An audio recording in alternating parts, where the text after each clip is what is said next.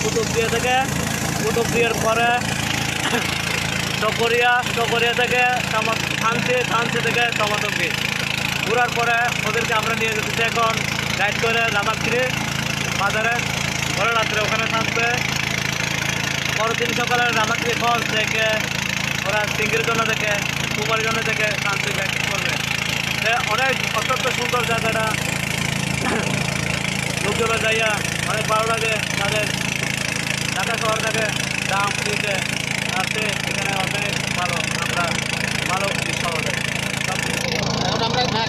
কোথায় যাচ্ছি এখন আমরা দেখতেছি রামাক্ষী।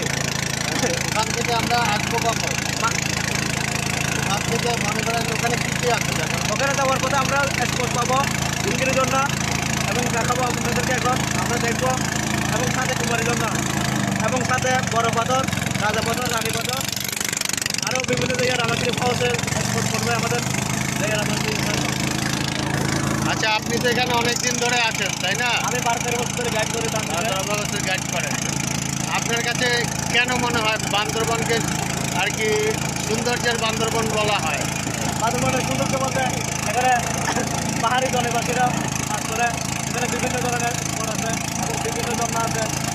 সবার ভালো লাগে আপনার সবার কাছে। এবং আচ্ছা, আপনি গাইড হিসাবে কি কি সুযোগ সুবিধা দিয়ে থাকেন মানুষকে? আমি বিভিন্ন জায়গায় নিয়ে যাই, বিভিন্ন জন আমাকে পছন্দ করে। তখন ভালো সার্ভিস দিলে ভালো কিছু পাওয়া যায়। এবং আমি যখন গাইড করে লোকজনকে নিয়ে যাই সুন্দরভাবে দেখাই, তারা আমার থেকে কাজ করে। আপনাকে অনেক ধন্যবাদ।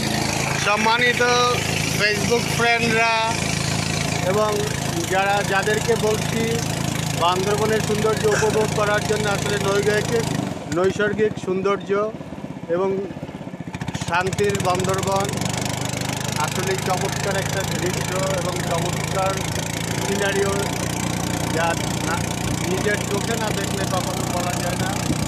আমরা এই জিনিসগুলোকে দেখছি। আনোয়ার ভাই, আপনার নাম কি ভাই? আপনি কেন আসছেন? একটু ঘুরেন না দিকে ভাই। আপনার প্রতিক্রিয়া জানতে চাচ্ছি, আপনি যে আজকে এখানে আসছেন। খুব মজা। আচ্ছা, স্কুল ফুডিংয়ের admin and finance Anwar sir, আপনার কেমন লাগছে?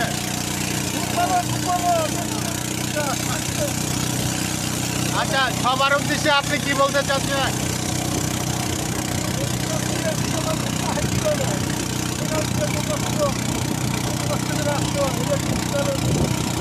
আমার ওয়াইফ যদি এই জায়গাটা পাইতো, সুন্দর একটা ব্লগ করতে পারতো, এরপরে নিয়ে আসবো।